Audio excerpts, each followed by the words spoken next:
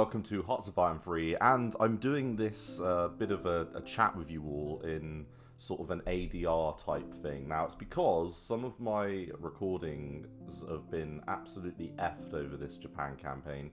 I've lost audio. It's this is the most calamitous campaign I've ever done when it comes to like issues with recording software and the like. I don't know whether or not it's just Nvidia and Hearts of Iron 3 just having a very bad time on the latest driver updates, but yeah, it is an older game, and sometimes I get issues with getting it recording well and correctly.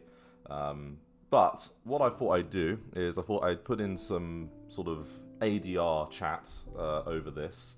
So I'm going to be with you for the next 45 minutes in some sort of like podcast type form, podcasting my own series, which I don't know, it's not ideal, it's not how I would prefer to do it, but oh well, it is what it is.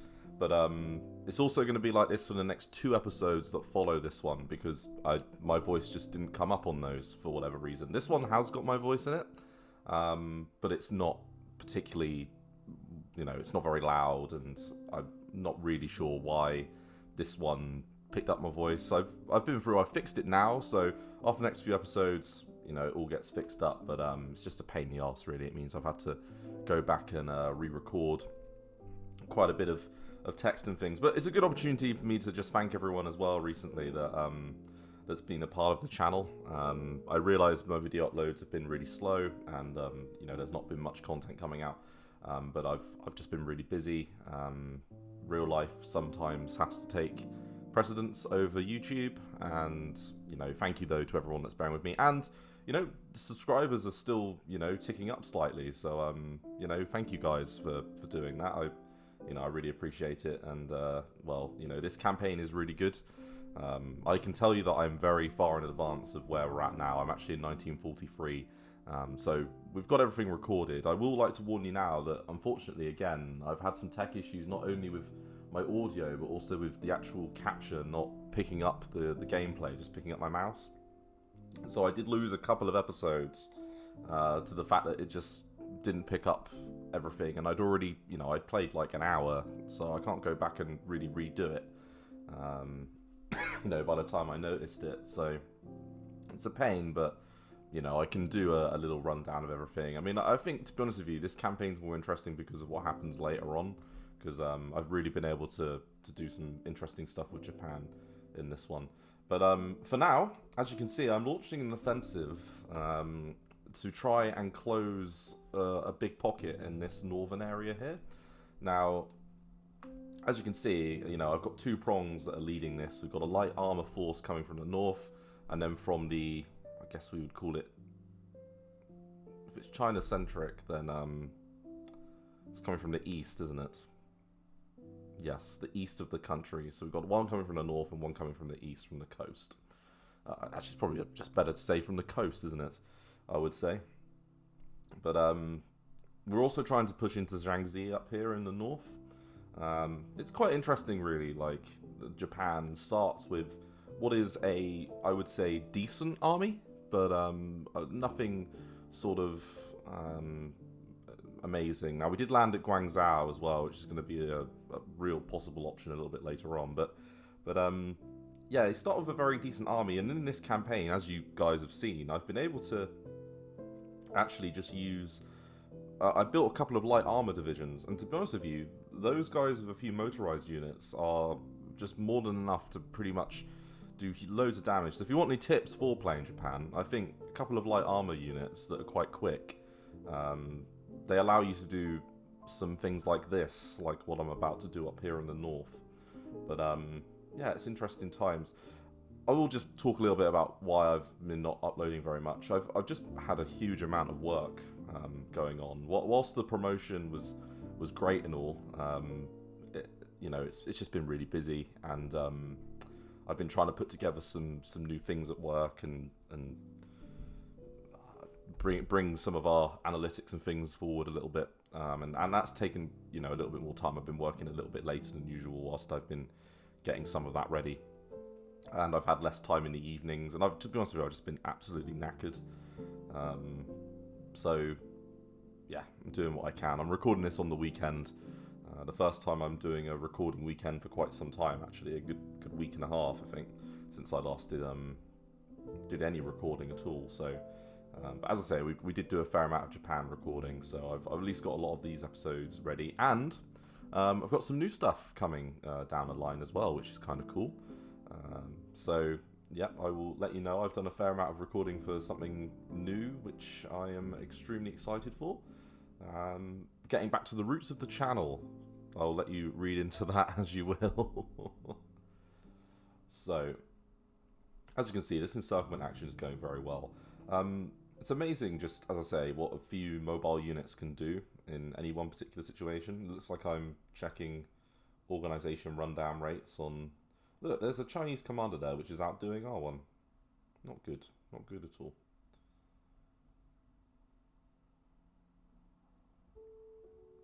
And I have been reading the comments. I've not replied to anyone yet, but I will be soon. I'll probably do it today or tomorrow. But I thank you to everyone that thinks maybe we should change up the music a little bit.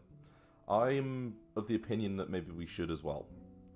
So thanks to everyone that has, you know, commented and give me some thoughts on that. I'll look into it, because I think you might have a point. I think, you know, it can get a little bit stale.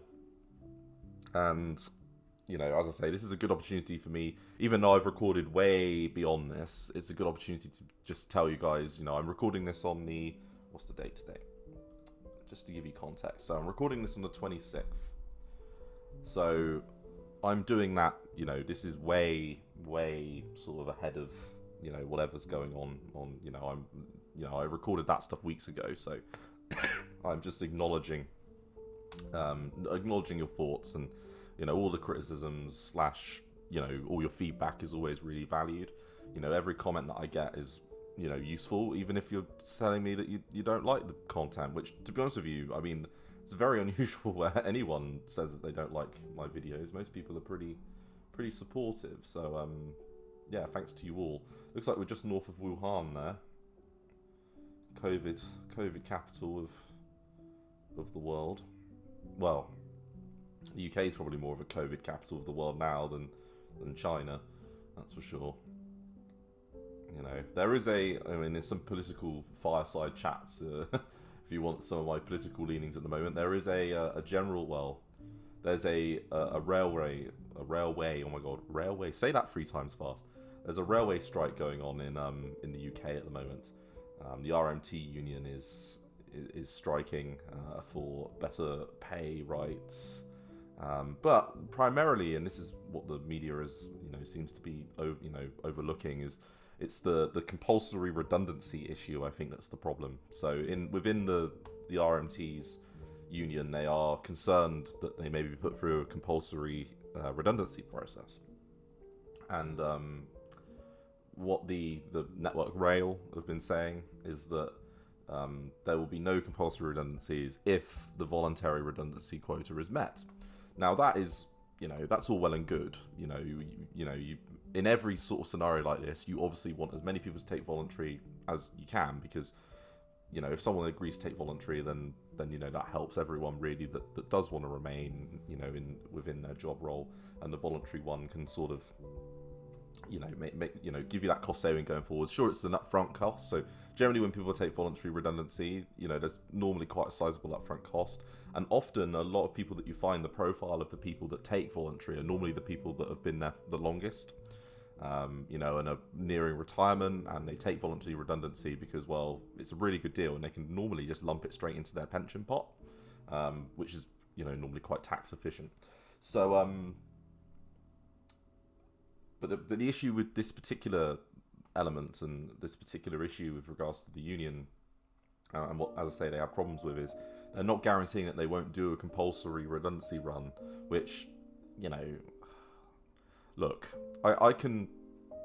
There's a lot of numbers and things flying around in the media at the moment about how much rail workers are on and things, but the one I want to hone in on is, whilst, so that quite a lot of them are saying that, well, they're still making millions of pounds of money in the current year, and this is correct. You know, if a company has made, you know, probably X millions in this financial year, then you know, that doesn't look good optically.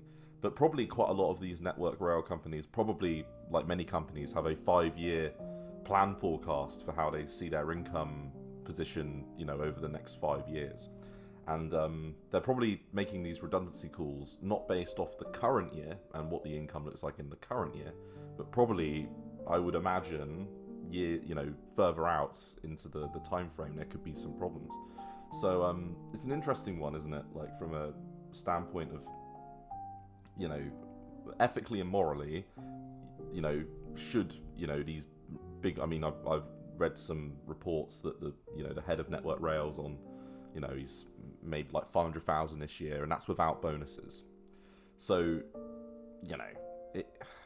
it's, morally, these people do deserve a pay rise and things, definitely.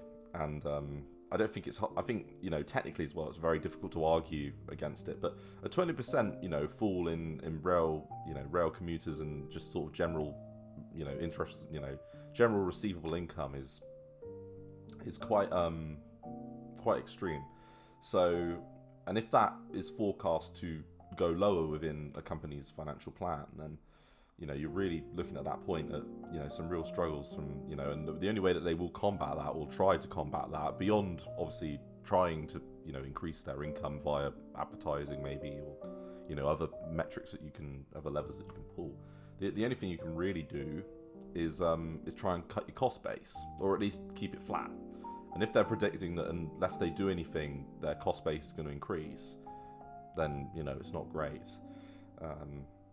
See, I always, I'm a member of a union myself, so I do, and I've told people on this channel before that I'm a bit of a filthy socialist. So, generally, I think the key thing with this particular rail strike is they're not asking necessarily for, I don't think pay is the main thing, even though, the media seems to be, larping on about pay and, that being the key thing.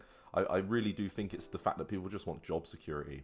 That seems to be the key thing. You listen to the guy that actually, Mick Lynch, that's heading up these strikes, or at least the public face of it, and it's very clear that it seems to be more of an issue of we're looking like our job security is going to be threatened, and and I can wholeheartedly think that that's horrible. You don't want to live, do you, with the axe of Damocles hanging over your head? It's not an easy thing to do. And then when you see, bigger shareholders, and you see companies paying out dividends, and you see, people that run these companies making huge amounts of money, and Joe Blogs on the street is being victimized now by a lot of media outlets for striking. I mean, everyone has the right to withdraw their labour. It's a right. That's, I wouldn't say it's necessarily is it? I don't actually know if it forms part of sort of, I guess it does, well, yeah, it does actually, it's trade union laws, isn't it? So there are trade union laws where, it is enshrined that you have the right to withdraw your labour if your union votes for it. And this is what annoys me, is there's a lot of people out there that say, well, you should be negotiating all of your pay and things on an individual basis. That just doesn't work, because if you do it like that, so let's say we don't have trade unions. Okay, let's say that trade unions, they don't exist. And I realise a fair amount of my subscriber base is in America, and I don't know how your union movement is compared to the UK. But the idea of unionism is it works off collective bargaining. So we as a group, all of us, if one of us feels that, one of us, obviously it's more democratic than that, it's, if enough members of our unions group feel as though we are being mistreated, and that, these workers, these employers are not giving us what we feel we are worth, then we can, have the right to strike. But that's normally a last case scenario. You only go to a strike if you've expanded every other option. And a lot of times, companies will go for sort of external, there's so many things before you get to a strike that you can do. Obviously you're going to negotiate first of all with your employer directly. You're going to have probably months worth of negotiations with someone, and going back and forth, and you'll probably present numbers and they'll present numbers, and hopefully you come to a compromise. That's the key thing. But then on the other end of the spectrum to that, you've then got as well sort of independent people. So there are, I think, companies, or I think there are independent bodies out there where you can get an independent arbiter to come in and try and find a solution. So you have yourselves, you have these guys, you've got the employers and the employees on one side and the other, and then you have an independent third party come in and say what they think is reasonable based off the arguments that you put forward. So that's normally something that people do as well. That's another mechanism to try and not have a strike. And then finally, if things, if nothing works before that point, then you go for strike action if you feel you have no other choice as a union. Now, and so I think a lot of media outlets, and I mean, I'm just annoyed really recently. I've been listening to a fair amount of interviews from like the Good Morning Britain one with like Richard Madeley or whatever the hell his name is, which was a joke, and Sky News at the moment. Like I just listened to one with, wasn't even the RMT union guy. It was what was his name? Oh, I've forgotten his name, but I think he represents communications and some of the stuff around that. But like bloody hell, the interviewers are just terrible. Like absolutely harassing and haranguing these people, and like I think in a balanced and fair society, you can't say that every union is perfect, and I'm sure there are things about this particular strike action. I'm sure there's compromise on both sides that aren't, that's not being taken up on. But I don't think, calling for job security after a pandemic that you've just worked your ass through is a particularly difficult thing to really ask for.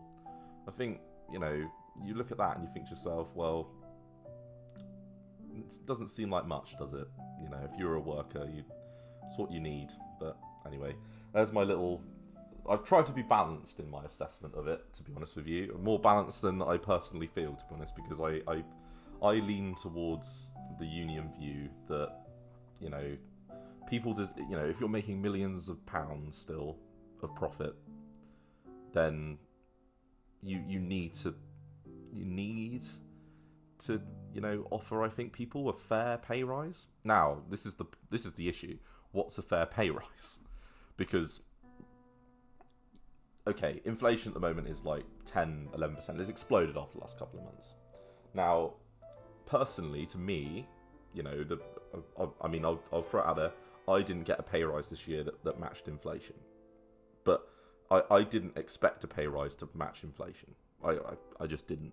I don't think I've had a pay rise since in my work. Well, the difference is I got promoted. So, do you know what I mean? I got a promotion, and then I got a pay rise as well on top. So, for me, I've got no reason to be disgruntled. I've had the perfect scenario, really. I'm very happy. But if I was a public sector worker, and I will tell you now, public sector workers for the last 10 years have not had a real term pay rise probably in that 10-year period. And what I mean by real term pay rise is in real money, as in the money that hits their pocket, is that pay rises for public sector workers have consistently been between 1% and 2%. And inflation consistently has been, I think, around 2%, it has been lower than 2%, but I think it's been about 2-3%. So over the last decade, every year they've had a pay rise that has not matched inflation. And now inflation is skyrocketing. And this is even worse now. So I heard today that BT are offering a pay rise to their workers of 2%. 2%. With inflation at 11%.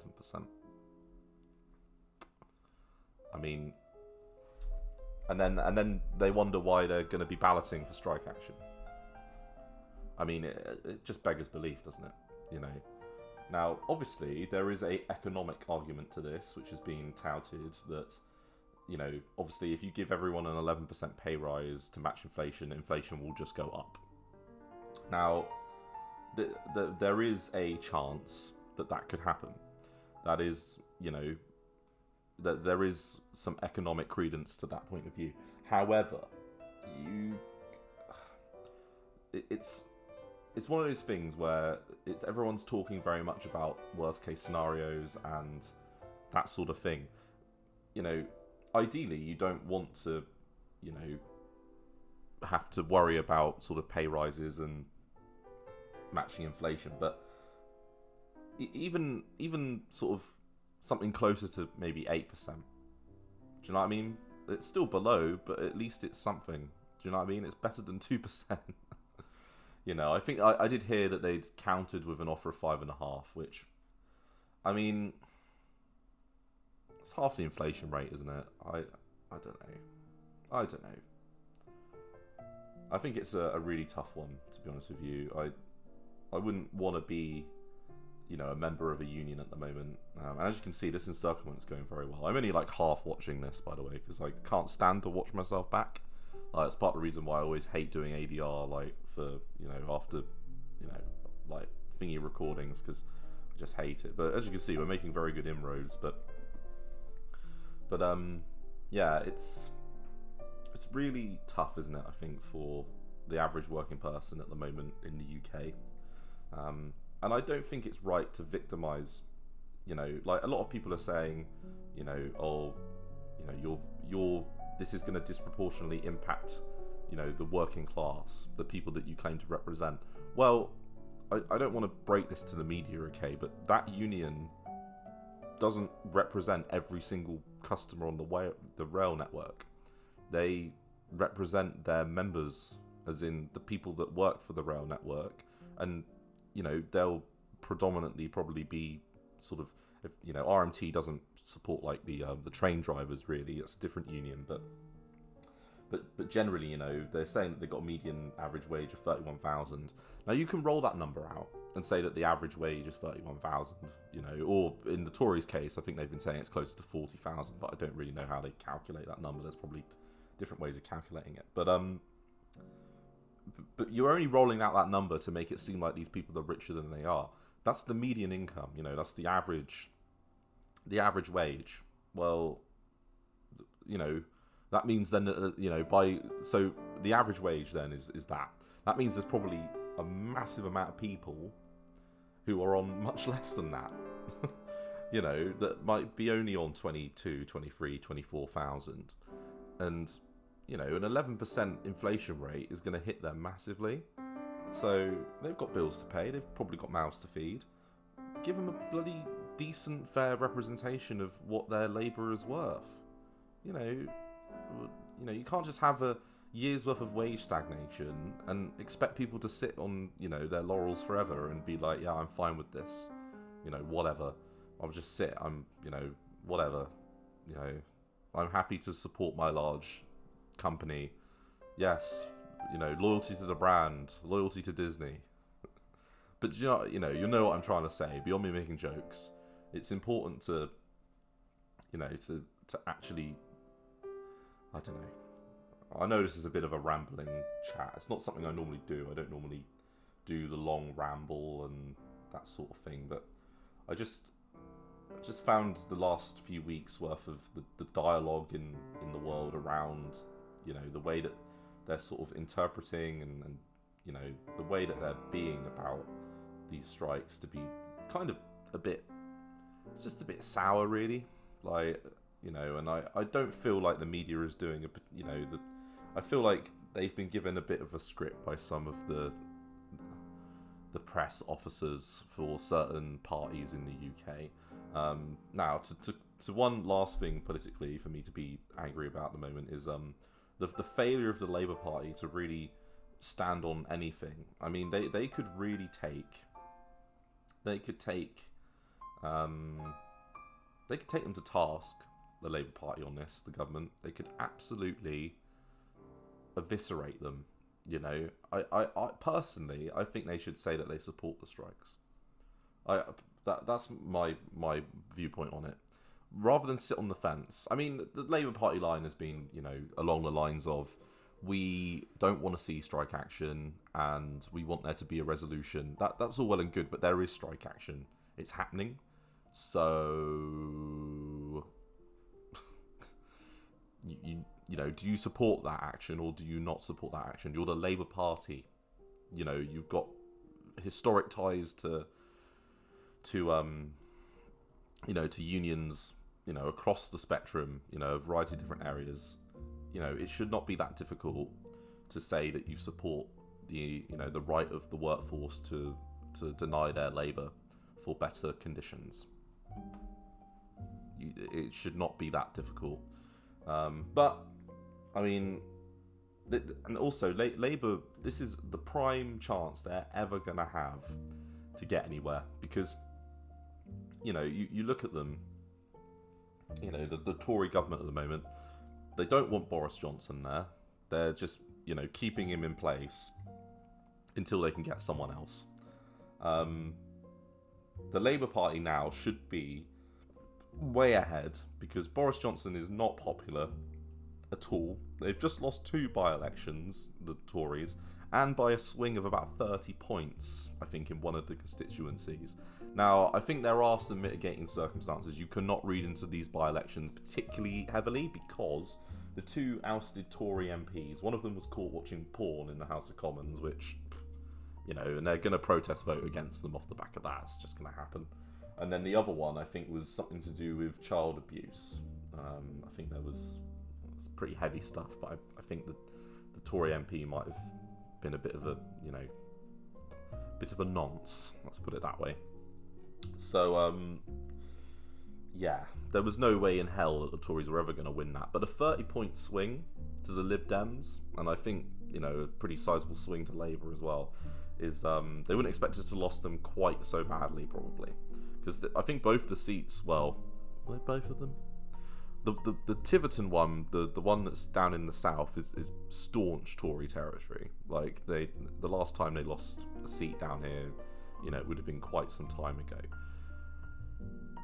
So, yeah, I am a little bit unsure, really, on what the thoughts are around that. It just seems, like, if I was a member of the Tory party, I'd be trying to get rid of Boris Johnson like no one's business. The guy's cancerous, and he's got no chance of, I think, winning an election now. So I think they're keeping him in place, as sort of the scapegoat until they can find someone that can take over. The problem is that none of the Tory party are particularly so that there's no one well known enough that is popular enough to easily come in and sort of galvanise them. They, for his faults, I'm not a David Cameron fan, but he was quite good at talking. He looked, do you know what I mean, presentable. You look at a lot of the Tory party now that are left, the senior ones. I mean, Rishi Sunak is dead water. Sajid Javid is, he's never going to get anywhere. And then there's like Liz Truss. I've heard Penny Mordaunt, is being touted, but none of these people sort of, inspire confidence. Jeremy Hunt, like, give me a break. Like, these people are awful. Collectively awful.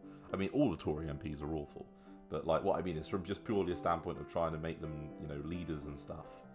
It's completely, they're absolutely useless. So yeah. Anyway, just my 2 cents on the whole UK political system at the moment. I really do think we are, and unless we oh look, sinking of a ship there, unless we rapidly have a change of direction in, I mean, I'm a Labour supporter, so I really think we need a change of government, and we need the Tories out now. Like, I mean, I've always felt we needed the Tories out, but what I mean is now I think we really need them out, because they've been in place now for so many years. Like, I think we're coming up on, is it 12, 13 years now? It might be 12 years, I think, 2010, something like that, of Tory government. We just need a change, and I know the Labour Party are not perfect. I'm a supporter of them, but I'm also their fiercest critic. I think they are a little bit useless, a little bit ineffectual, but I really do honestly think just a bit of fresh blood in the world is needed, because this Tory government is not working for its people. the Tory party has a lot the Tory party has a lot of problems, but they had at least, what's the word? Well done. We just completed that encirclement. We've got the whole north under our control now. But we've done Operation Christmas by Christmas. There we go. I like that. That's funny. But I don't honestly believe that we can be in a position where we're at now. I just don't think the current political system can last, you know, with the Tories in power, because I really do think we need to go to like proportional representation actually. But that's a different thing. We run the first past the post system in the UK, which it does one good thing in that it does always provide generally non-coalition governments. But I think there is such a wellspring of support out there for like the Green Party, even for the Liberal Democrats, you know, and I do think, you know, a government that's a little bit more sort of mixed when it comes to different political viewpoints and ideas would not be terrible. As you can see, we're building a fair amount of carriers at the moment, and some heavy cruisers and some planes, getting a few things together. But obviously it does open the door for certain other parties to do possibly okay, like Reform and UKIP. Ugh. Although both of those guys seem to have, you know, died a bit of a death. I think the right is very good and at coalescing their vote behind one party in the UK. So the right will fall into line and they will vote Conservative. The left of the UK is much more fractured. You know, if you're a left-wing voter in the UK, you generally will vote for one of the three options: the Liberal Democrats, who are the most centre. The Labour Party, who I've just said the Lib Dems are the most centre, but actually at the moment they're pretty centre as well. But let's say you've got those two there, and then finally you've got the Green Party, who are doing very well now. Actually, they've got, I think, maybe 1 or 2 MPs in Parliament, and they've done very well in local elections and I think on European elections. So, you know, there is a bit of a wellspring of support for the Green Party, more than there's been before. But generally, when I vote, I've voted one of two ways in the past. I always take like a vote for policies test before an election. I would highly recommend it, by the way, if you're in the UK. It's they just take all the branding out of the policy, just give you a one-liner, like the main point of each policy from each party. I think they do like the top 6 parties in the UK, and then you know, you vote for which one you like the sound of the most out of the 6 that are offered for each thing, like crime or foreign policy, armed forces, you know, all of it. And generally I come out as a Green voter, which isn't particularly shocking. You know, I do support a fair amount. I think generally percentages wise it's like Green. Lib Dems normally do quite well with me as well, actually, on certain things, certain social issues they're normally quite good on, but yeah, the Labour Party and the Green Party generally is how I vote. But I have voted in the past for the Liberal Democrats, just because the part of the UK that I reside in, you know, they realistically are the only other option for getting the local sitting Tory MP out of power. So, you know, whereas if it was proportional representation, you wouldn't quite have the same level of, you know, you could vote a little bit more freely, with, you know, rather than voting tactically, which is what I've done in the past. But yeah, a vote for, you know, the Labour Party at the moment is kind of a vote for the status quo as well. Like, I've never, look, I don't think there's been a single election or referendum in the UK over the last, since I've been able to vote. So that's going up on, it's 10 years now. You know, where I've won, as in what I voted for won. Which, you know, I'm very disenfranchised as a voter. I just don't, yeah, it's gotten to the point where I used to be really politically active. I used to watch Question Time and you know, read a lot of the political stuff. I mean, I still listen to some things. I quite like Novara media at the moment.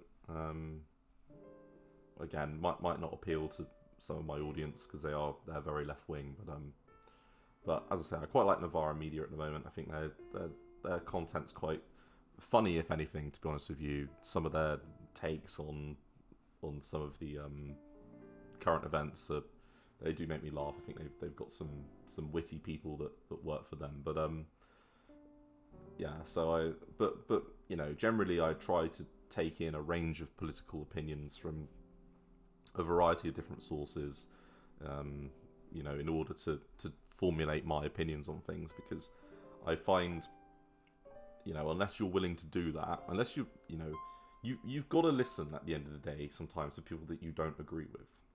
You know, like there's plenty of people I don't agree with in the world, you know, but you've got to listen to their opinion and then, you know, formulate a response to it. The best thing you can hope to do is to change someone's mind. And I'm hoping that off the back of just having this quick discussion here about trade unions and things, if you are one of these people that's saying, or why are they striking and things, you know, hopefully I've been able to just give you a bit more information really on why they're striking. You know, that it is not all about money, and, you know, we need to be a little bit more clear about, you know, what the economic scenario is and why these people feel the need to deny their labour. Because I think it's really important to have a little bit of context behind why someone would choose to strike. Because you've got to remember, when you're on strike, you don't get paid. You are in breach technically of your employment contract because you're not going to work, even though, you know, you have the right to strike, but you're not going to get paid for that day because you're not working. So every day, you know, the 3 days that the railway people were striking last month, they are not being paid for those days. You know, so it's not something people want to do when they are already feeling the pinch from a money standpoint. You know, you do not want to be in a position where you're striking and losing, you know, 3 days worth of wages. And if they vote to strike again in the next couple of weeks, then we're going to be in a similar situation once again. They're going to be losing pay until a compromise is made. And I think that's the key thing, is the parties need to get around the table and they need to be serious about making a compromise solution. You know, personally, I think they need to confirm that they're not going to do compulsory redundancies. You know, they're going to do a voluntary redundancy run, make that statement, okay? And then, you know, reassess it. That's what I would do. But, you know, I'm not part of that sort of conversation. But anyway, I've been ranting about the political situation in the UK for like 30 minutes, which tells you how hacked off I am. Because I don't normally get too political over, you know, here. I mean, I want Boris Johnson to go. I'm really am sick to the back teeth of Boris Johnson. I honestly, like, he will go down. Will he go down as one of the worst UK Prime Ministers ever?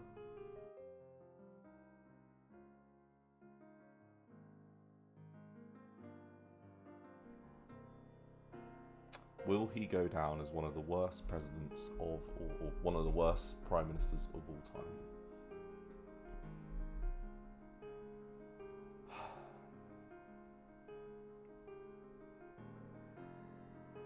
I'm trying to think of candidates that he's going up against, at least in modern times. I'm not going to go back to like the 18th, 19th century, but when we look at modern prime ministers, let's say from like World War One onwards, Ramsay MacDonald wasn't very good. Some dodgy Labour guys in the 1970s, wasn't there?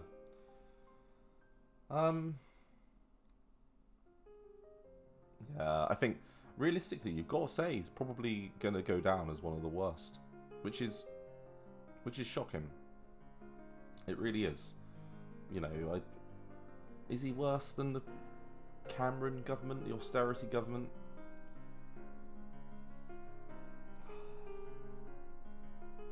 I don't know. Mishandling of the pandemic was really bad, and I think you know, the pandemic is going to haunt probably my generation forever. You know, I think, you know, people of my age, between the ages of sort of 18 to 30, I think the pandemic is going to be one of the... It's like our World War II. You know, as it stands, you know, you've lost years of your life to an event that's beyond your control. You know, and when I say years of your life, obviously, you know, not in the same way, but you know, imagine if you were a student right now.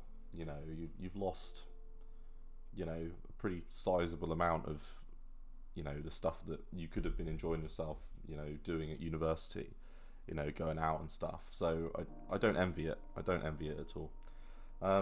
Yeah, I think it's a tough one, isn't it? That it's not one I've ever really thought about. I've never thought about it in terms like that, but now I am. It's kind of scary, isn't it? Yeah, interesting. Well, you know, the video is coming sort of towards an end. As you can see, we're battling for Wuhan at the moment. And what we're doing from a tactical standpoint is we're going to try and move from Wuhan, I think, down south towards our Guangzhou pocket and do another encirclement of the other part of the coastline towards the south. That will be the game plan. You know, we're going to try and get as many units captured as we can and killed, and you know, take as many prisoners as we can. You know, but we've got a pretty concise front line. I mean, right now this is sort of the worst scenario from a front line perspective, in that we've got a lot of provinces to look after, and it will get easier as sort of time goes by. Let's put it that way.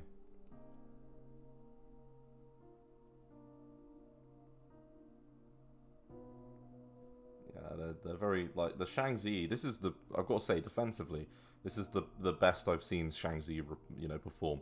Normally I put more units in that area at the start, but I actually think doing it like this was a slightly better option, because it's quite hard terrain up there to get bogged down in.